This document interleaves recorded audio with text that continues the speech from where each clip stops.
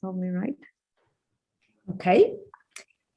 I think we're waiting for quite many more people, but it's wonderful, wonderful to welcome you all. And I've realized that some people are coming back to us, and it's wonderful to see Andrea and Emil and Alvaro and Kimberly. And I think that we're having more and more friends, and I'm thrilled that new people are coming as well. So today, we'll speak about network intelligence and digital communication. And I think that communication is something that is, how should I say, when I observe on our research and working with different types of organization, and actually with different seniority of people, very junior people and some people at the very top positions, communication is one of the key skill gaps that we witness. Whatever people are to do, I have not met anyone who would say, hey, I'm an expert in communication, and this is really what is my source of power. Now, I also realized that some people believe it is a source of power and dedicate time, energy, strategic thinking to develop and practice the communication on different platforms. And some people just, decide to keep quiet. Now, there are some critical differences because many people do not feel comfortable communicating online. And I'm not speaking about learning the tools. We all mastered all sorts of digital tools, but communicating digitally requires a different mindset, requires a little bit different skill set as well. So why don't I challenge you with the first little exercise on communication? You know that when you come to a group of people you know well, and some of you know each other well, there is a certain protocol, how you introduce yourself. And when you come to a room where you really do not know people, there's also a kind of question, how do I land here? How do I onboard here? And working with different teams, I realized that actually virtual onboarding is truly challenging. Sometimes it's challenging for people from offline, from previous mode of working, because you have set certain ways how you communicate. For example, you engage or you don't engage. You speak with certain people, you don't speak with other people. And suddenly, when this all moves to digital, there is a chance that we could change the way we communicate. We could become much smarter in listening and in hearing and in saying what we want and being heard with the voice that we want to be heard. So let me give you a little challenge. If you have a piece of paper and a pen, okay, I have a very traditional pencil, okay, and I have a very traditional notebook that I'm taking notes. I love writing, and for me, writing is one way of communicating. But if you have a pen and the notebook, I want you to write down the first 3 things you do when you join an online meeting.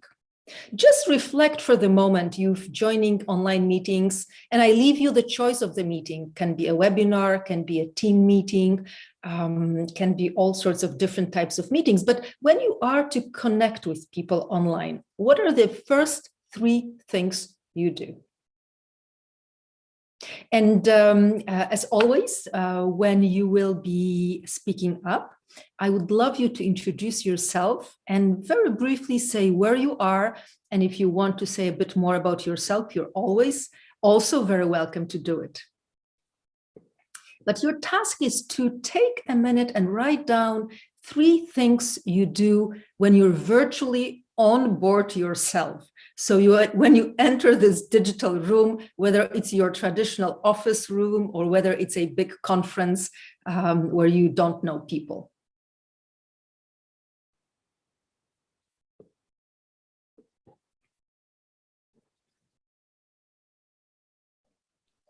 Ready. Ready. Who else is ready? Now, Me, Daria, me. Wonderful. Let me do the following thing. So on the bottom of the screen, you have a little button reactions. Oh, and okay. when you're ready, just put any sort of reaction. You can do like this, that I know who's ready. Raheli is ready. Emil, Daniela, Kim, let's give some, 30 seconds more. And for those who already know what are the three things you do, the other task is to think how people react to what you do. So what is the reaction? Because communication is always two ways. And one of the challenges we see working with different leaders is that they assume that if they say something or if they do something verbally or non-verbally, that communication is done. So it's important to think about network intelligence, that you're having a systems view. You see the big picture. So not only yourself as a emitter of information, as a person saying out the message, but also seeing the recipient, or even more recipients who are somehow interconnected.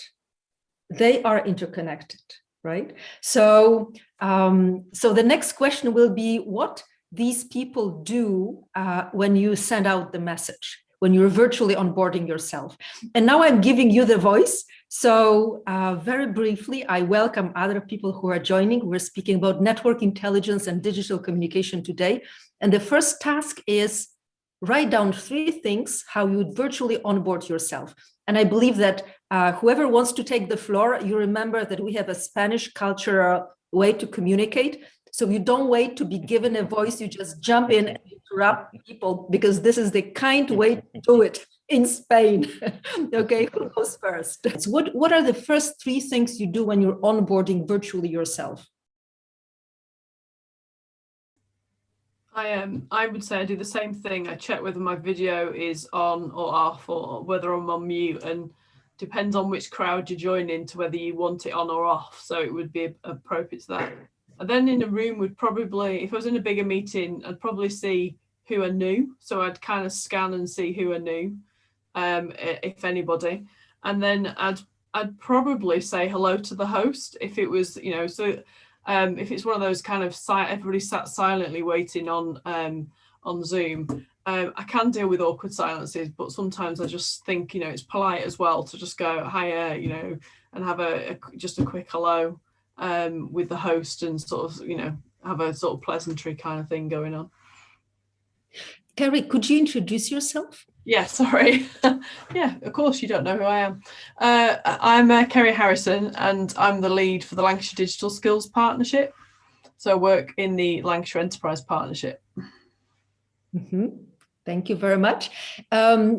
Kerry, so your strategy for virtual onboarding is actually to build a relation with the people, with the person in power, with the moderator, right? Yeah. I guess I picked that person because the chances are that if I've been invited to a meeting, that's the one person in the room that I know, and therefore they're the person conducting the meeting. So as a courtesy kind of to the chair of the meeting, it's kind of like, hi, nice to see you, thanks for inviting me, and then moving on, as opposed to seeking some kind of power control. No, but what really happens when you're building this first contact with the chair of the meeting, so surely the chair is the person who has formal power, right? Mm-hmm. By default has technical power to give voice and to take voice, but also has a certain status. And by showing to other members that you're somehow connected, that you're familiar, that probably you were invited by the chair of the meeting, you're building automatically your position. So you're positioning yourself as being directly connected to the key person in this digital room, right? Okay, good. Nice strategy. Who wants to comment next? Wonderful to see you, Marta. It's been years we haven't been in contact. I'm just seeing people coming in, and it's fantastic to re-find some people. We cannot hear you, Marta. Do you want to take a voice? Do you want to say how you're virtually onboarding yourself? Yeah. Hello, everyone. I'm Marta Anasztoce, and I met Daria a couple of years ago in Warsaw, and we were supposed to cooperate. Actually, we cooperated on some innovative projects in Warsaw, at the University of Warsaw, and then we parted for some time, and now actually we're meeting again after years. When it comes to onboarding my meetings, I usually introduce myself to people in the room. If I'm the host, I tell a few words about myself. I introduce myself, and if I'm not the host, I mostly look at the like Carrie. I just look at the person who's in charge in the room. But I also like to look at the small pictures at the screen to know who's there, and as if I would be in a real meeting, I just try to look everybody's in the eyes, even though maybe it's not that visible. Mm-hmm. Yeah, Marta? Yeah. Would you introduce yourself, what you're doing Yes. now? Yes, of course.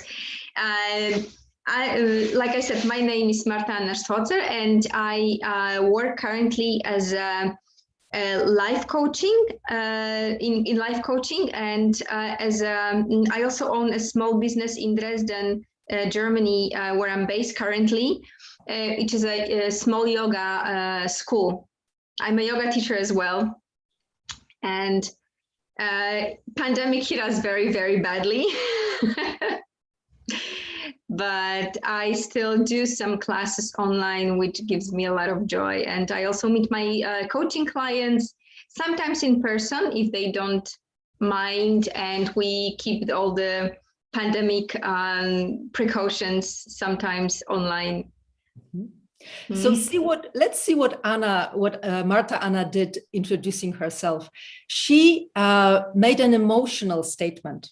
She made a little story behind how she knows me and that we parted, and she kind of built an ambiance around her, right? I'm not sure you feel it. Maybe I feel it more because I know her, and surely there is some history. But I believe that we should not forget that onboarding ourselves online, it's not only about rational thinking, but it's also communication is very much about the body language, the digital body language, right? Oh, this yes. emotional, this nonverbal communication. And what she did, she was very open. She was smiling. She established the human relation, the human connection, not only with me, but I guess with all of you, because she probably, laughing and explaining and saying little story, she made feel you comfortable, that that she's a real person. But she also did one interesting thing. She said that what she's doing for business, right? That she's a life coach, but she also said that she's a yoga teacher. And I'm sure that, if every single person introduced herself or himself, you will remember that Marta is a yoga teacher, right? So she created a symbol that people will attribute to her, something that is very it's a good connotation, because yoga is well-being, is balance, is harmony. So just take a little note that when onboarding yourself and introducing yourself, build this human connection on emotions, not only on rational, saying your title, your formal position, your company name, but keep in mind this emotional element and this emotional digital nonverbal language. And then a symbol that will stick to you like a badge, and that you will be taken over for further conversations. Who else would like to say how you're onboarding? Come on, I need maybe at least... I can take the floor. Yeah. Yes. Well, after Marta Anna, that is maybe slightly difficult, because I usually establish the human connection, which is also very important to me. I'm also very glad to hear that you are a life coach. I'm also an NLP coach, and I will be also very happy in the future maybe to chat with you. Mm-hmm. I'm Andrea Zulim de Zwarte, and I live in the Netherlands. I work at Utrecht University and Medical Center as an EU liaison officer. What does that mean? I basically try to translate EU policy to Utrecht reality, but also try to see how to bring strengths from Utrecht to Brussels and build networks with strategic partners and platforms. And for that, you need to use a very strong stakeholder management policy. You need to be able to connect, and in order to connect in these virtual times, which are not very natural to me, I'm a very a physical person. I like to be in the room.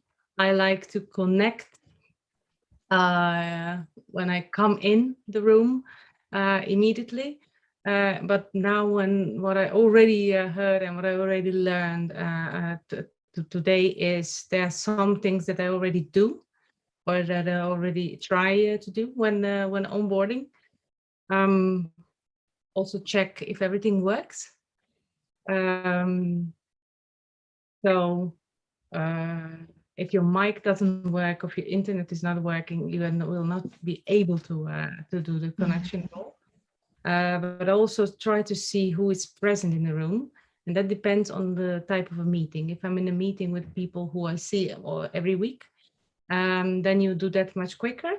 But if you are in a meeting where you are invited to well, be present, then first, of course, I say hi, I mute myself, and then I also see who is present, who I can relate to, and I also see who is the chair.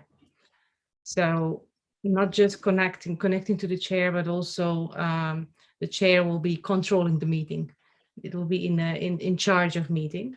And if I am the chair, which is very often the case, then I also try to see that that the environment, the virtual environment, is also already set and checked before, so people, when onboarding, they also feel safe in that environment, and then they will not have trouble also from the moderation side, and also try to say hi to everybody, and to see if you can also connect on some personal note. Some people you meet more often, some people you don't meet more often, some people are completely new, but I try to give room to everybody so they can share their ideas, their thoughts, whatever they are. Some of them are tired because they had a very busy day.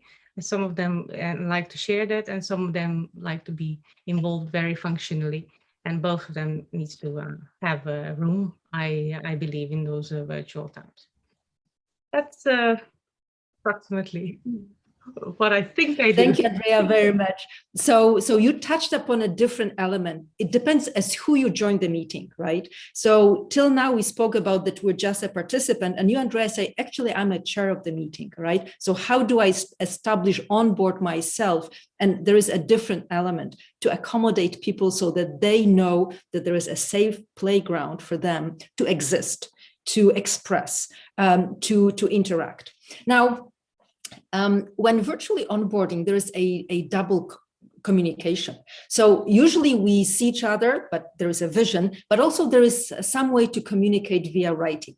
And I think that this is actually extremely important. I see that for the moment, only Emil sent a little note saying hello, but I would like you to do something additional. I would like you to add an element of virtual onboarding on a chat. Now, when you are on conferences, you will see that people take the presence on stage very much promoting themselves, or immediately they jump to a transaction, right? So they say, hey, I am Johnny. I look for partners in this and this area, right? So you're becoming very transactional. Now, it is maybe good in some cultures when you're having face-to-face meeting like speed dating, but let's say that you're virtually now, that you're a digital human. So I want you still have the pencil, right? So write down what would be a chat message that you would send to everyone in the room, so people have clarity who you are, that you know that working with us, you know that we have this concept of who's the right person. And the answer is, I am the right person, right?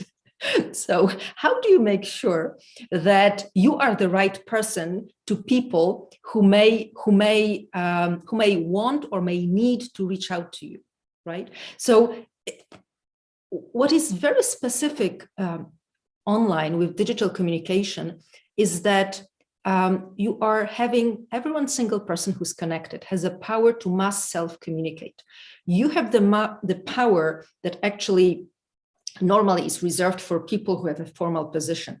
But having a way to reach out is truly a great opportunity.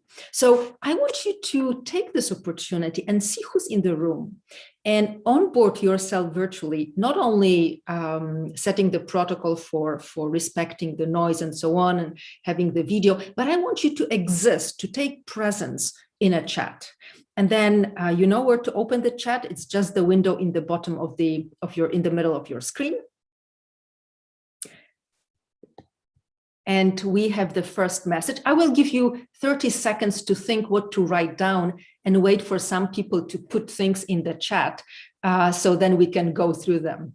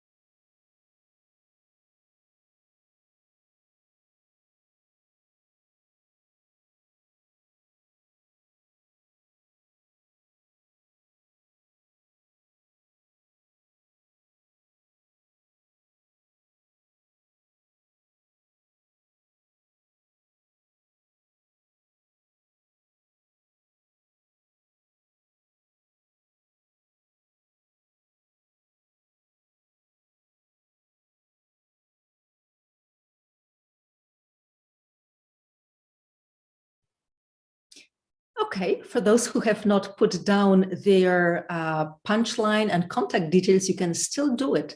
But with this little exercise, I wanted you to become aware of multimodal communication when you're virtually onboarding yourself. You can reach out to people, and I encourage you to use every opportunity and every channel. If you are online, make a presence. Now, with this little simple trick, let me go to share my presentation and walk you through what I have prepared for you today. So network IQ and digital communication. Well, I emphasize the word digital because actually every communication today is at least hybrid and will stay like this, whatever you do. And when I look at companies, whether in China or in Silicon Valley or in many European countries, what I believe is that human relations, this networking culture, shapes how they communicate on the global markets. And you as an individual, coming from certain culture, it is good for you to be culturally aware that people have different codes, how they reach out to people in their own culture, in their own position. But also it's really important to be able to have this international or global code of communication so that you are a respected member of global communities. Now, so I want to challenge you with the following sentence or with the following question. Does network IQ has a gender? And I'm saying this because on the top of I see here that Moira is trying to enter the room. If Evelina, you can let her in. So my question to you is the following. Does network intelligence has a gender? And I would like you to vote. If you say yes, please leave a sign on your screen. Please take a little any signal. If I can ask you to show me if network intelligence has a gender.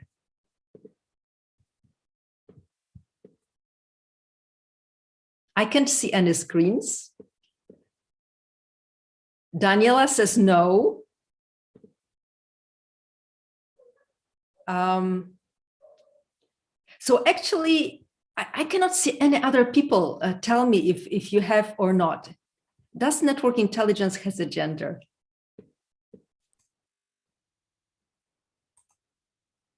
Kimberly. Ferry says no. How about Kim? What does Kim says?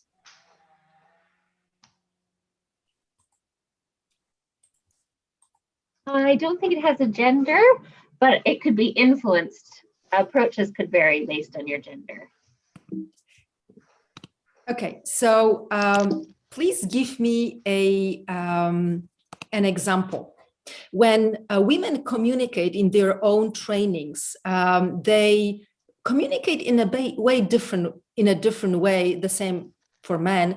But what the point I want to make that if you're in a diverse environment, you tend to communicate differently than if you are in a very homogeneous environment.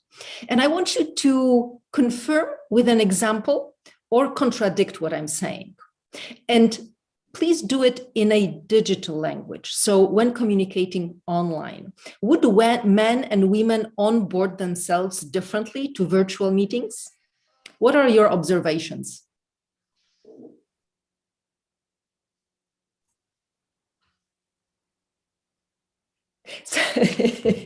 I see that I'm puzzling you. Yes, Moira, go ahead.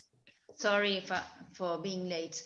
I believe that internet is like a filter where women we are better engaged. Maybe sitting in a table, women know how to communicate much better than men. Talking, no, it's our team hobby. But on internet, everything is like melted, and we all get the same kind of language. It is my opinion, and it's the difference gets smoother, and you can focus and you can talk about something in common. Well, Moira, I must say that I would challenge you very much on this. So what our research shows, and we've checked, they measured the network IQ skills of many people from different cultures, different genders, different ages. There is no bias towards network intelligence and digital communication in terms of gender. So we need to be mindful when thinking about communication that we may be a little bit stereotyped for worse or for better. But definitely, we should be aware that those subtle biases can impair the way we are heard and our message is heard. And actually, when you take the network IQ questionnaire and when you're making the progress on communication, you're penalized for being kind of prone to saying that there is a gender bias when it comes to communication. But what I'm saying, what I heard you, Moira, also say, that really you were saying that women are probably a bit better to listen. I'm not sure that this is true, but I want to tell you that communicating within a team and within a broad group does have a gender difference. But what is different is not actually the skill to do it, but I would say that definitely there is a self-confidence difference, and this impairs how men and women communicate.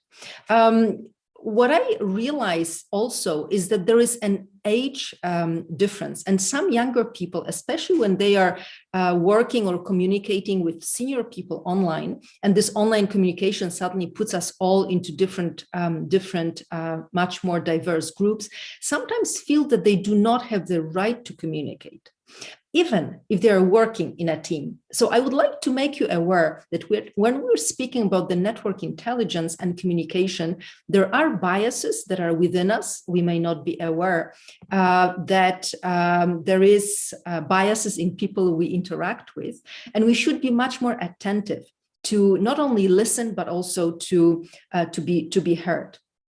Now, I want to ask you the following question. When you are communicating in a broad, on social media with crowds, what would be the cultural code that you deploy?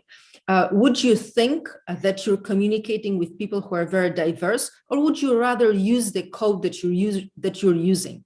Would you think, in other words, that you're communicating with people who probably are not native in the language that you write, or would you just copy paste your style of communication, your messaging, also to the online crowds? I can relate to that. Go ahead. Okay, so I think that one of the good things about the digital communication is that the ability of women to participate is much higher. And why do I say this? Because we can easily join. It's not a matter of, oh, someone has to make a decision whether X people of a company will be able to fly to a meeting somewhere, or to a conference, or to present at a conference. So the threshold is much lower. Having said that, I do also feel that we are more in a global arena. That means we have to find the right time, which means that we understand that we're doing something which is much more globally and less local. So the fact that it is virtual makes it more global, and therefore my feeling is that I will try then to be more general, or understand that the level of diversity is much, much higher than whether it takes place in the Netherlands at a given university and everyone speaks Dutch. Okay, thank you very much for this. Any other comments on communicating with crowds, with the big groups of people? For example, if you want to crowdsource information, if you want to get an insight, so you're building connections, you're reaching out to the followers in your network, let's say on social media, would you adjust the message in any way? Or would you, for example, would you be straightforward asking them to provide some kind of insight? Or would you rather be more blurred, more indirect, trying to induce a conversation? Maybe I can relate to that. I think it depends on what kind of information I would like to get from people. If this is my target group and I communicate with my target group, probably I would shorten the distance by using you forms and more, I would say, friendly forms of communication. Like every form of communication should be friendly, but by friendly, I mean, like I would talk to my very close friends or colleagues. And but when I would speak on the broader platform like LinkedIn with a wide range of contacts, probably I would be more formal, but yet very polite. And I would say what I want, you know, what kind of information I need and why. I would explain myself why shortly, and then ask for contribution. I think blurring information or being too general, I guess, wouldn't catch people's attention. So I think it should be as clear as possible, as polite as possible, and direct, because in my opinion, this digital communication helps us to shorten the distance between people. Okay, thank you very much for these two insights. Now let me show you the following data. So based on the network IQ questionnaires that we're making, trying to understand what are the different profiles of people depending on their function, and we kind of put the two different profiles, one of people who are using networking to sell ideas, products, services, who have some kind of role, who need to make the transaction happen. And then people who we call the disruptors. So people who are rather an element that is usually put it in some kind of conflict with the environment. And when you look at their skill gaps, the profiles are totally different. But when you look at the leveraging online with direct communication, actually, the people in sales, the gap is bigger. Although, actually, the 50% of disruptors also say that they are somewhat or not at all skillful leveraging this online and offline communication. Now, how does this, and how does this relate to your experience? Who of you would say, hey, I'm very confident that I'm a very good communicator, both online and offline? Is there any person like this? Evelina, can you help me see whoever raised the hand? Sure, but nobody for the moment. Nobody. Okay. So if this is the case, and I assume that in the room we have people who are or who feel that they have an identity and job of a disruptor, innovator, and people who are more transaction oriented, closing the deals, I just want to tell you that one way of improving the communication online and offline is really about communicating the purpose. You know that in our programs, we work with this concept of the purpose network fit. So basically, we assume at a certain professional level, most likely you already know most of the people who you would like to know or who you need to know. And if you do not know them personally, there is probably 1 or 2 degrees of separation to meet them. Now, but to know who are the right people in your network, you really need to start with the purpose. And when we're profiling people, we're asking them what they are using networking for. So it can be something very concrete, very tactical. But when you're trying to make a strategy of building or of investing your time, your resources into building connections, it's good to have the bigger picture of really you want to achieve. And those of you who went through our programs, coaching programs, individual or team coaching, you know that we have a tricky exercise how to communicate a purpose. So let me read it for you and be ready with the pen. Phil Knights, the founder of Nike, said once that set up the fledgling shoe operation, saying that Nike sold shoes, but it was never a shoe company. It was a company that enabled champions. And Tesla sells cars, but Tesla is not a car company, it's a company for futurists. And Apple sells computers, but it's a company for creators. So through this simple punchlines that we found in one of the interviews in the web, I find it fascinating that we are doing as individuals, as companies, as teams, something very pragmatic, right? Each of us has some kind of tasks to achieve, some kind of job to be done. Now, in Nike, a company set up to sell shoes, but really the purpose is something bigger. It's a company that wants to enable champions.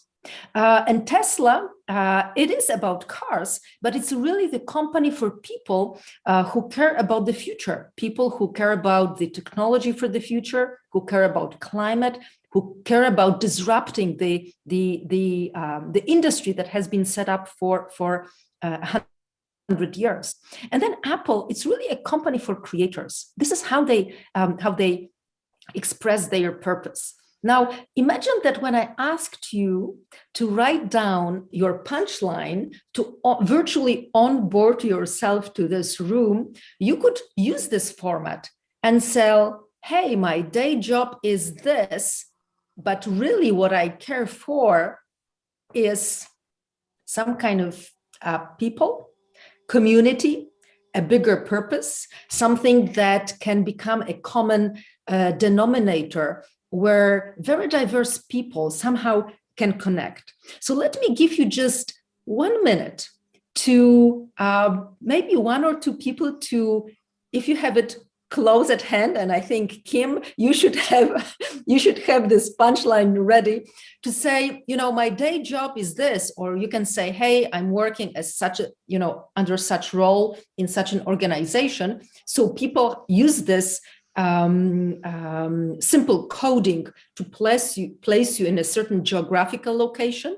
We are digital, but geographical location very much matters because it does create a sense of community, a sense of belonging, a sense of intimacy. So it's good to kind of geolocalize yourself and be very pragmatic. But then it's important to show the bigger picture, to show your systems thinking, that you understand that you're part of something bigger. Would anyone want to express the purpose? And as soon as you do it, I will move on to tell you how I am expressing my purpose on LinkedIn. Before we move on, Daria, we have a question from Saurabh on the chat. Okay. He's asking, my networking is for innovation and collaboration. How can we bring this vision of Tesla and Apple in our personal networking? That's let me just see the question again. Okay, so he's attending from a train. My networking is for innovation and collaboration, but how can I bring this vision of Tesla Apple in our personal networking? One way to do it is really the way how you present yourself, how you virtually onboard yourself. Is this way how you build the relationship expressing your purpose? Because when people doing this, people will know that you are the right person for them. Now, I see Arkanil saying that I'm working as a key account manager for a startup, but the bigger purpose is to improve employee experience and engagement in an organization. Yeah, I think that this is a nice way to do it, Saurabh. And I think that you can say that what is your day job, but then you can say that I'm really looking for connections. I'm looking for people who like to innovate and who want to partner with me to innovate. Sometimes using very simple words is better than getting very, very complicated. So simply saying that you're open to bring relations with people who also want to come up with new things, either in personal life or in their organization, will open the door that people will feel encouraged to reach out to you. And I see also that I'm working as a key account manager, yes. And Andrea's writing, as an EU liaison officer, I bring researchers, organizations, and networks together to bring collaboration between people. I like it, Andrea, very much. It's you're putting down self, you're placing yourself in Europe, very much clear. You're saying that you're bringing researchers and connecting it with different, probably with industry, and then you're caring about triggering change. So actually, it's very similar to what Saurabh was saying. And then I see Raheli saying, I'm an innovation attaché, but what makes me tick is not technology, but to create bonds and collaboration between people. Now, thank you for this. Thank you for sharing all this. And let me then share my screen for a second. Maybe this will be inspiration for you how I am expressing my purpose.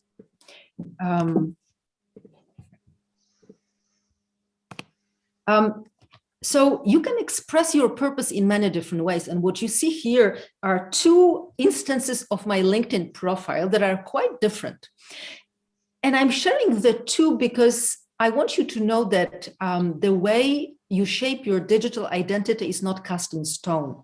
It changes, it evolves with the way how change your priorities. And I think it's important to be open to those changes. So what I have changed and what people look first is really the impression that you make. It's, we make a decision whether we like a person or not over the first seconds we see the person. The same with LinkedIn profile. This is our digital identity, our digital presence. And when you see that, when you look at my background photo and at my profile photo, you see that they're actually very similar.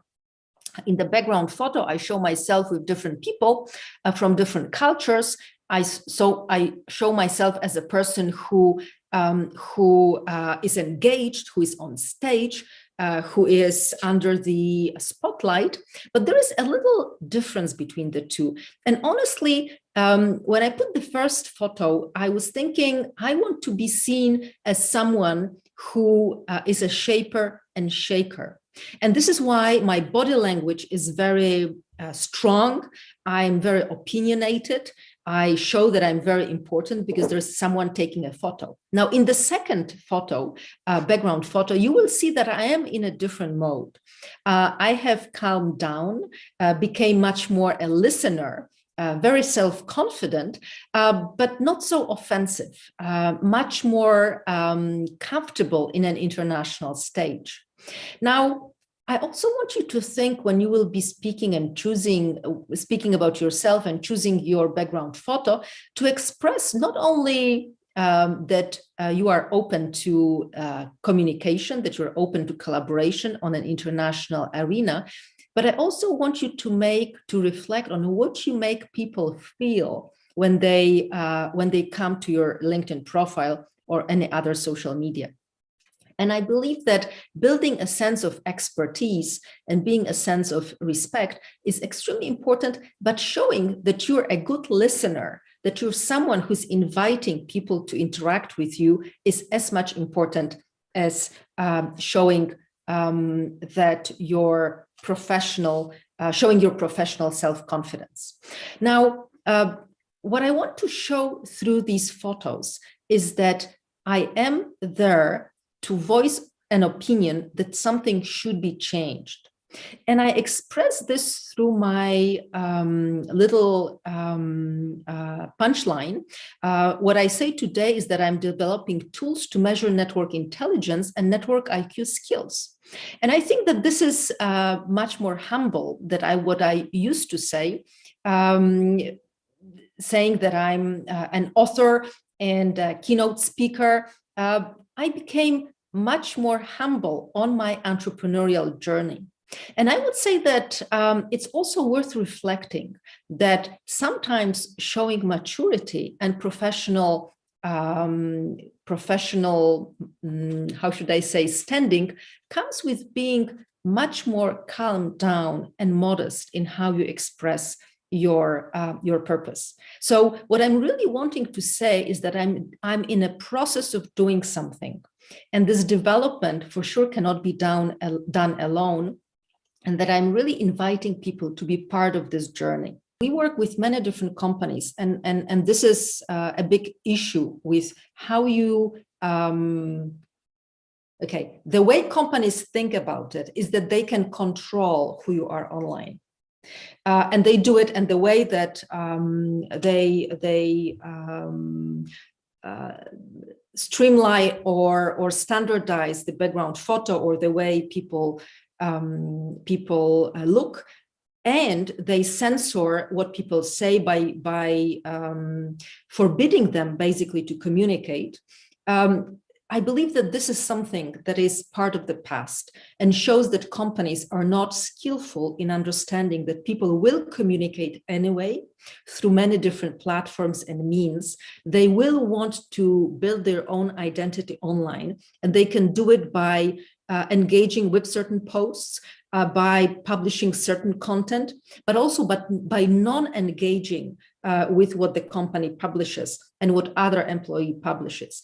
It's actually a fascinating journey to change this mindset at a company level, at a management level, so that they understand that employee branding builds a value for partners and clients outside, but also creates a much stronger sense of commitment, belonging, and community within the company. And we're actually, during our programs, we're taking the management, but also the middle level and the lower level or new employees within the company to learn how to use social media together as a team.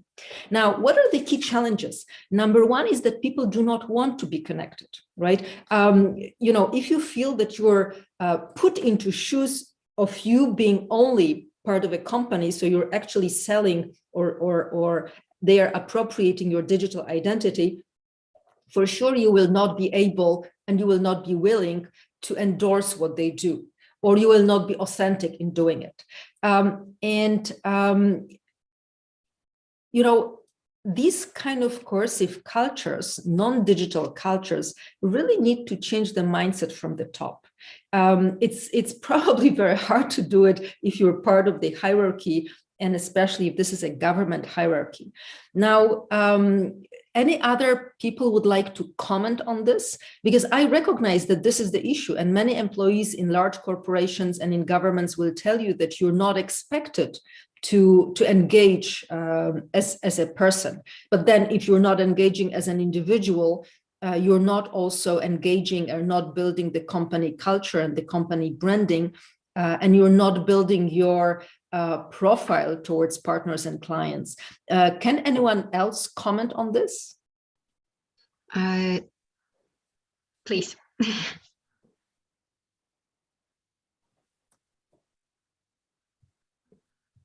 Yeah, if I may, Daria?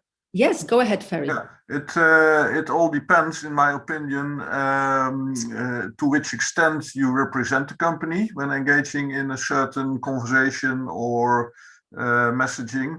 And then you also have to think to which extent your opinion and your position is influenced or biased because you are an employee of a certain company.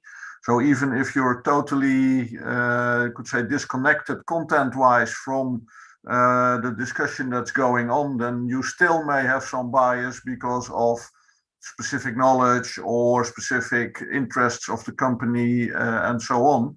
And that's why at least the company that I've been working for had social media guidelines which asked people to always identify themselves as an employee of the company.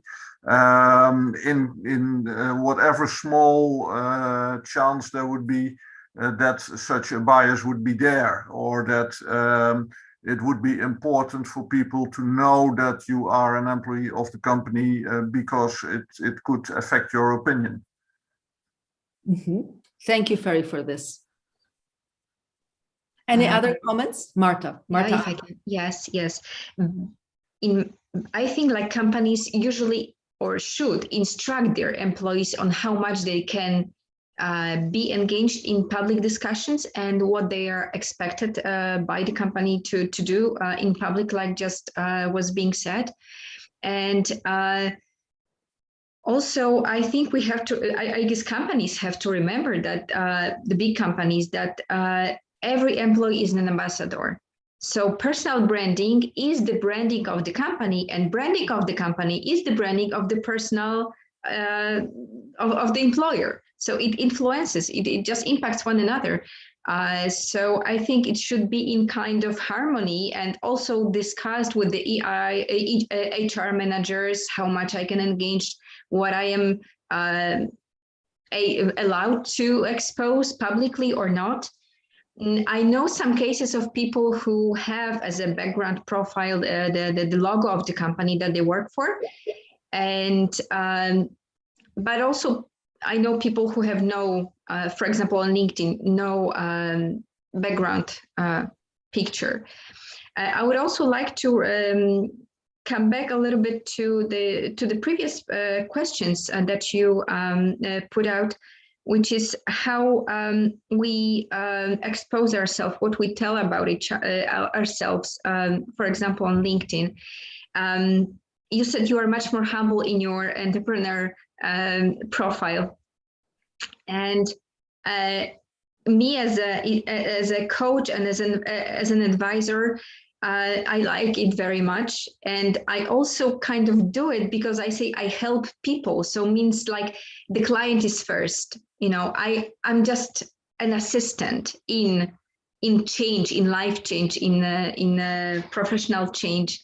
So the client is on the first spot, is in the spotlight. I'm in the back and just helping, assisting, and being a facilitator of the change.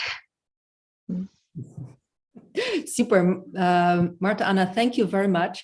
Evelina notified me that we're coming actually to the end of our webinar. So let me just leave you with 4 points that I would like to be kind of takeaways. Number one is that communication is a culture code, that, you know, ask yourself if you're culturally literate when onboarding yourself and when building relations with people who have formal position and people who are just participants of an online meeting. Now, to decode messages used in the network, which is fit for your purpose, you need to learn the digital language of verbal and nonverbal communication.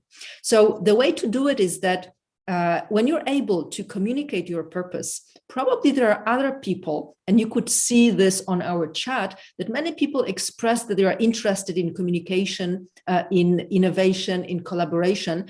And it's important that you know what you to do next. Will you reach out to them via LinkedIn, which you connect? What will be the next step in building the relation? And how do you make yourself open to this networking? Now, the influencers set out cultural norms, and I would encourage you to look into your domain in the community where many people care for the similar purpose as you do. What are the norms that the most vocal people, the most admired people, how they communicate, and whether you can mimic them, to what extent you feel comfortable, and to what extent you will adjust their communication style to yours. And then lastly is that leveraging digital and offline communication means that you really blur the divide between digital and non-digital. And I would like you to remember that we are human, and that this emotional side of our avatar is extremely important, whatever we do. So rational, absolutely, but also let's keep in mind how we make people feel when we communicate. Now, I want to thank you very much for today and share some new developments on our end. So as always, we will have our monthly webinar on April 14th on collaboration for diversity and May 12th on influence. Be most welcome to mark your calendars and to join us. But we also want to experiment and combine those meetings with a kind of more workshop style follow-up meetings for those of you who may want to work on certain specific issues, agendas, but also not only work with me, but also work with other people here. So what we really have in mind is a kind of mastermind peer-to-peer learning community.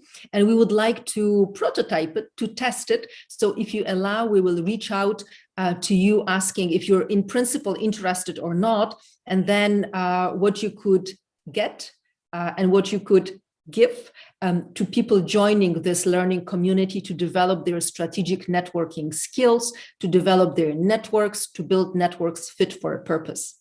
Now, we also started something new and exciting. You may know that there is a fast-growing platform called Clubhouse, which is basically a drop-in radio. And we just are prototyping our radio show there. And every week, every Tuesday at 9 a.m. California, I am co-hosting this with Paul Marca, who's based in California. He's a former head of executive education at Stanford University. And we are speaking about network intelligence and the future of work. So if you're interested in the topic and if you're not yet a member of the Clubhouse, send me a private message and I will invite you to join this fascinating new platform, this fascinating community. So this is all what I prepared for you today. It's wonderful to see you. It's wonderful that you stayed with us till the end.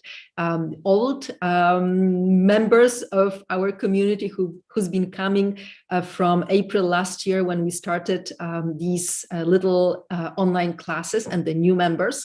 And if there's anyone who would like to make any final comment, you're very welcome to do it now.